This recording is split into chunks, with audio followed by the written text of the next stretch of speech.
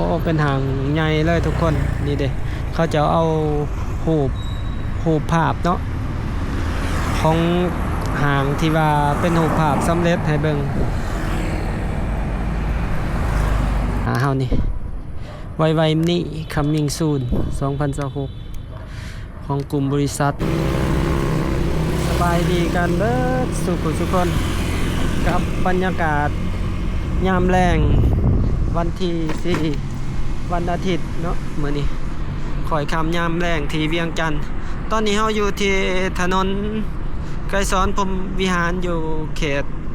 บ้านโพนสะอาดทุกคนโพนสะอาดทางลงไปประตูไส้เนาะบริถ่ายคลิปให้ทุกคนเบิ่ง 2-3 มื้อละนี่ก็เลยพาทุกคนรอเบิ่งรอชมเวียงจันทน์กันอีกสายมือเฮาก็เป็นโครงการก่อสร้างออฟฟิศของบริษัทเนาะบริษัทประกันภัยชื่อว่าถนนเส้นนี้เป็นถนนที่ว่ามีการก่อสร้างหลายบอนเติบ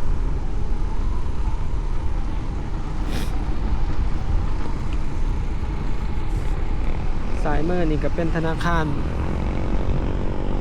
บิ๊กแบงค์เนาะหรือว่า BIC แต่ทางหน้าเฮานี่ก็มีการก่อสร้างหางของกอกหางใหญ่ของบริษัทกอกทุกคนมื้อนี้ก็ได้มาทางนี้แล่นรถมาทางนี้ทุกคนก็เลยพาทุกคนแวะเบิ่งเนาะเฮาก็สะดุดตามาหลายมื้อกายทางนี้เห็นเขาเจ้าก่อสร้างต่อเติมนี่ทุกคนนี่คือสายมือที่เราเห็นเป็นโครงเหล็กนี่ก็น่าจะเป็นการก่อสร้างบอนจอดรถเนาะอาจจะเป็นบอนจอดรถโอ้เป็นหางใหญ่เลยทุกคนนี่เด้เขาจะเอาหูปภาพเนาะของหางที่ว่าเป็นหูปภาพสำเร็จให้เบิ่งเขตนี้ก็สิเป็นเขตสำนักงานองค์การบริษัททางขวามือเนาะส่วนใหญ่สิเป็นบริษัทจีนแล้วก็มีธนาคาร ICBC นี่ธนาคารจีนทางหน้าเฮาก็เป็นหานบันเทิงแต่ก่อนซื้อตีหาวเดี๋ยวนี้บ่ฮู้ว่าเปลี่ยนชื่อหยังแต่ก็มีหานมีหลายๆอย่างข้างในมีทั้งเป็นเทคเป็นคาราโอเกะบ่ทางในเป็นหานอาหารจีน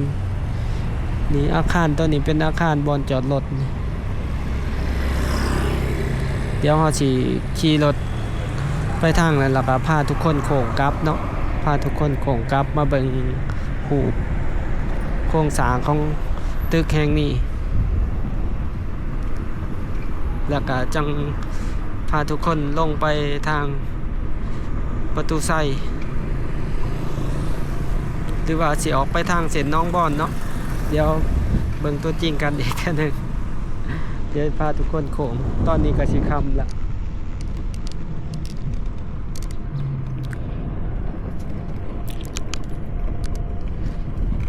นี่มุมนี่นิวทางขับโอ้เขาจะเปลี่ยนชื่อนิวทางขับบอน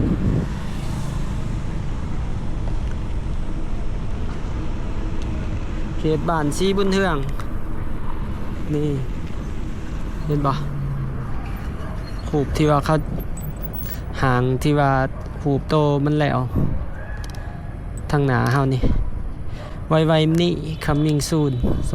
2026ของกลุ่มบริษัทกอกหมาดเนาะกอกประตูใส่ที่เขาเจ้าจะใส่สื่อโอ้ใหญ่ได้นี่ถือว่าเป็นอีกหางหนึ่งที่น่าจะซูซีกับภาคสันเลย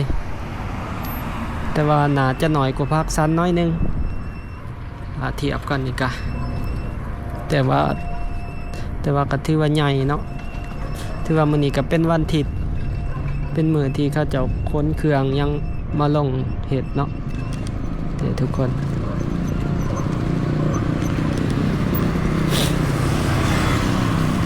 ว่าเป็นกลุ่มบริษัทที่มาลงทุนด้านอสังหาริมทรัพย์ในลาวค่อนข้างว่าถ้าตามข้อมูลที่เบาแม่นใช้เคยเห็นนี่น่าจะแม่นกอกมาดเนาะน่าจะลงทุนหลายที่สุดอยู่ในลาวนี่เพราะว่ามีทั้งโรงแรมมีทั้งห้างมีทั้งธนาคารแล้วก็ขนส่งเนาะคือรถตุกสีสมกอกมาดนี่แล้วก็มีธนาคารอินโดไชน่านี่ก็แม่นกลุ่มบริษัทกอกมาดแล้วก็มินิมาร์ทหลายอย่างทุกคนเพื่อนเสาอพาร์ตเมนต์ยังก็มีของกลุ่มบริษัทกอกมาดนี่กลุ่มมาจากบริษัทเกาหลีหลายเลยเดี๋ยวเราจะพาทุกคนไปสื่อไปทางน้องบอล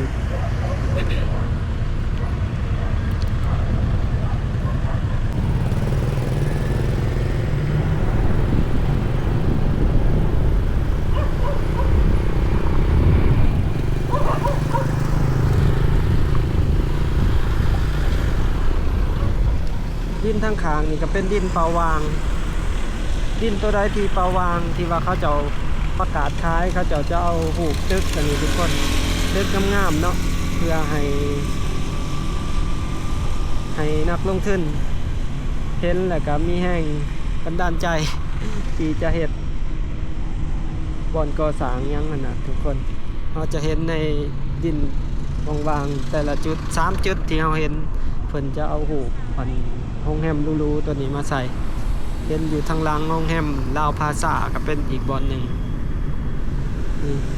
สายมือเฮาก็เป็นตึกธนาคารลาวอินโดไชน่าอันนี้ก็เป็นวิทยาลัยเวียงจันทร์คอลเลจ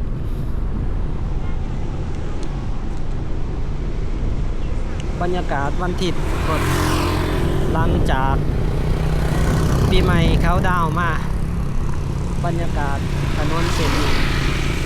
สำหรับนครหลวงเวียงจันทร์ช่วงนี้ก็อากาศหนาวทุกคนหนาวมื้อนี้ก็อากาศเย็นๆประมาณ20องศาตอนนี้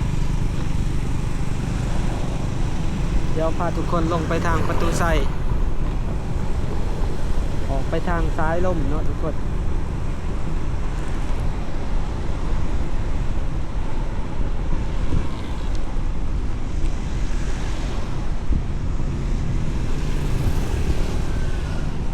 ว่ามือเฮานี่ก็เป็น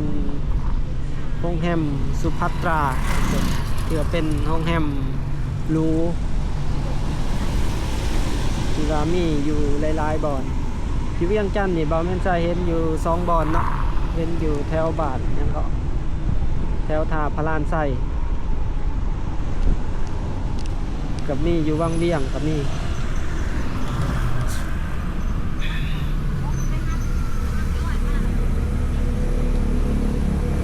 เดี๋ยวลงไปทางประตูไส้ออกไปทางซ้ายล่มทุกคนลงไปทางซ้ายล่มเบิ่งบรรยากาศเวียงจันทน์เนาะ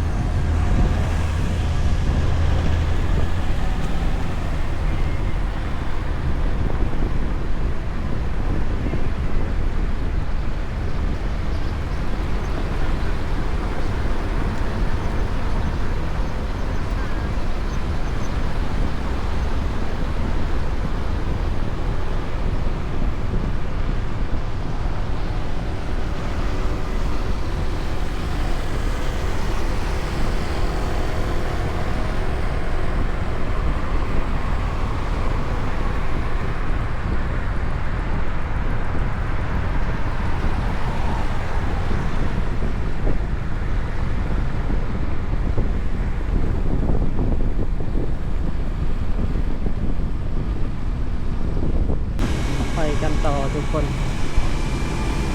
วันนี้เฮาก็ออกมาแลนรถในทุกแลนรถแม็กซิมทุกคน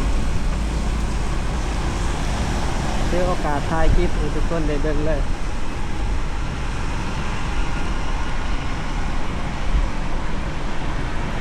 บรรยากาศเวียงจันทน์วันอาทิตย์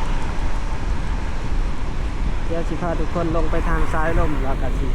พาเกี่ยวขึ้นทาง ทางสีหอมทางถนนเศรษฐาขึ้นไปทางสีเมืองนะทุกคน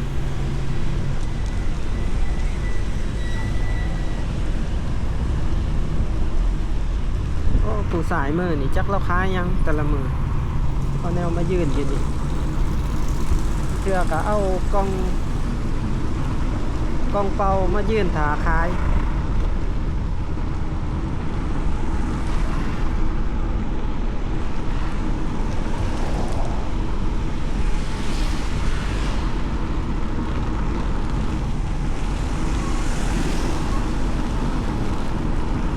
เขตบ้าน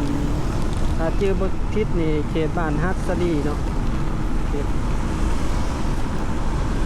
ข้างหน้าเขาเป็นศูนย์ลาวโทรคมเป็นสีแดงๆ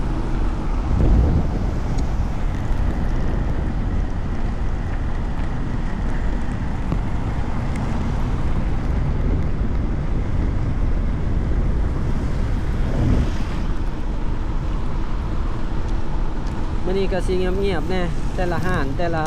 บอนหลายๆบอนกับปิดแน่พาทุกคนเบิ่งบรรยากาศในถนนเศรษฐาคือว่าบ่ได้พาทุกคนเบิ่งด้นแหละนี่ถนนในนครหลวงเวียงจันทน์นี่ในเขตตัวเมืองเพิ่นก็สิใส่รัดลูกติ่งอันนี้เนาะตามแคมทางนี่เฮาสิเห็นนี่สายมือขวามือนี่คันฟุตบาทไว้เพื่อเป็นการสะดวกต่อคนยาง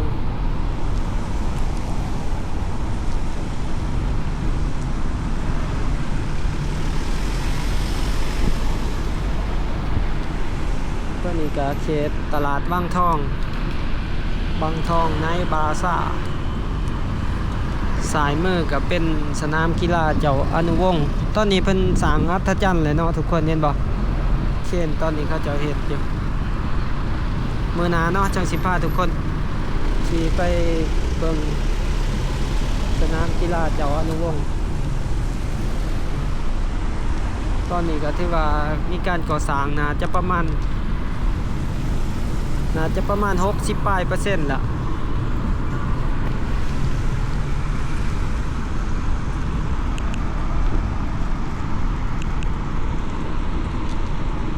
ตลาดวังทองแต่ที่นี่ห่างหลายๆอย่างมีทั้งห้านอาหารธนาคารห้านขายค่ำขายเผ็ดนี่อยู่บ่อนนี่กดห้านขายโทรศัพท์โอ้ยังบ่อนนี่อยากเมิดๆเว้ยเนาะสิไปซื้อเนาะบ่อน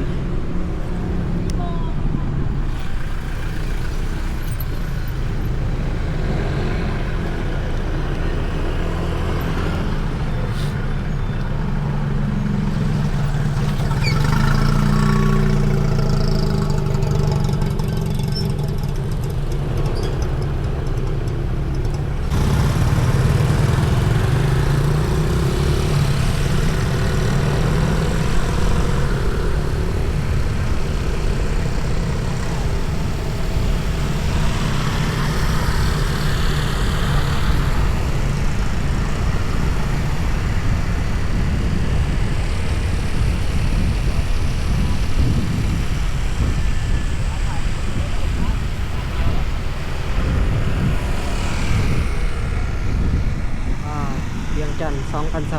2026คือมาเมิดแทะทางบอนนี่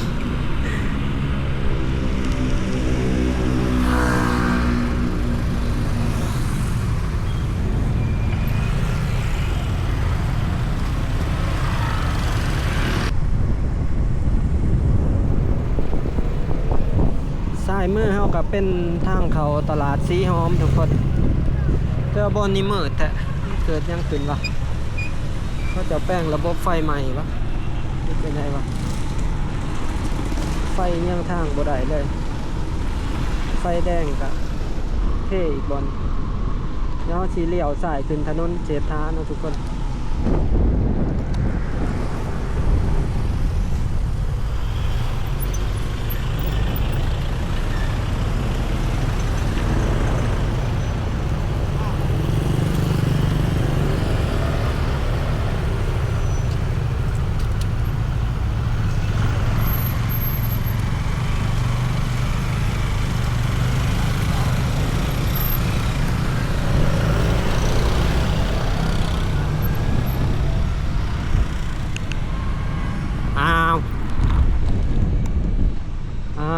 ทางนี้ว่าเป็นจังซี่ ว่าสิถ่ายบรรยากาศนักท่องเที่ยวให้ทุกคนเบิ่งว่านะไฟดับในเขตต้องมีปัญหาอย่างใดอย่างหนึ่งแหละไฟฟ้าในเขต ปกติเขตนี้มันบ่เป็นแบบนี้เนาะ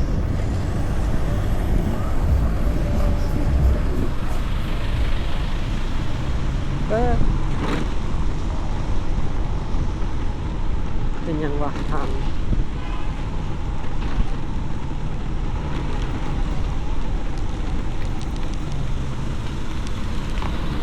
เดี๋ยวสิพาทุกคนขึ้นไปหอดเนาะหอดแถวเขตวัดศรีเมืองทุกคนโอ้ยเมิดหลายบ่อนว่าสิพาทุกคนเบิ่งบรรยากาศสีสันกลางคืนในเขตไฟฟ้าบ่ได้จอด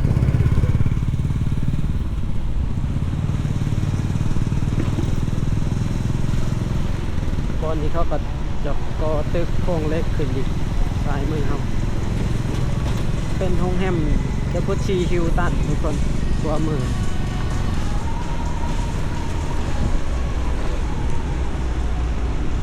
นี่นอกชุดนี้ก็สิมีไฟแดงที่เขาติดตั้งใหม่2 จุดจากนี้ไปก็สิมีไฟแดงนี่น้ำพุเนาะ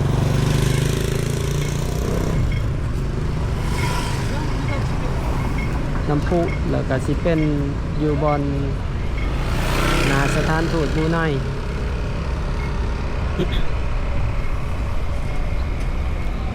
บรรยากาศอเมซอนน้ำพุก็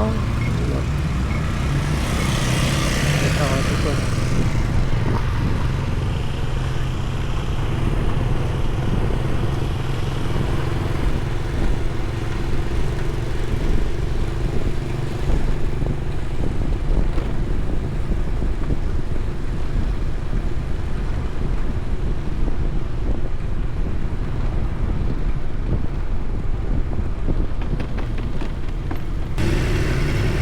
ไปอีกน้อยหนึ่งกับไฟแดงอยู่หน้าสำนักงานประธานประเทศ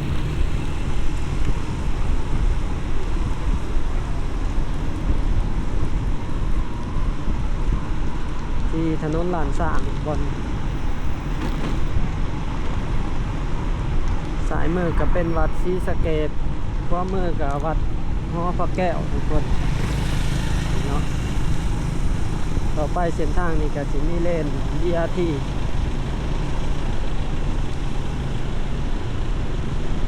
บอนนี้ก็เป็นไฟแดงเนาะสำหรับถนนในบอนนี้ก็ในระยะ1 กิโลนี่ก็มี 3-4 ไฟแดงที่ว่าเขาจะติดตั้งใหม่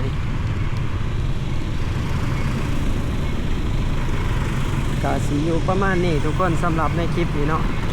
พาทุกคนออกเบิ่งรอชมวันนี้เฮาก็ออกมาแล่นรถแม็กซิมคือเก่า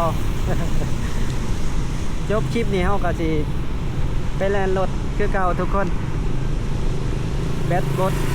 ดแล้วก็เมื่อพักผ่อน เมื่อนึงก็แลนอยู่ประมาณ90 กิโลนี่แล้วก็ไปพักผ่อนทุกคน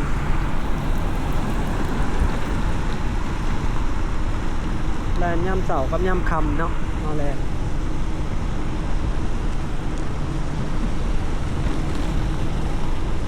เขาก็สิไปจบคลิปกันอยู่แถววัดศรีเมืองเลยทุกคนพาทุกคนมาทางก็เป็นหอรักเมืองตัวเมืองเฮา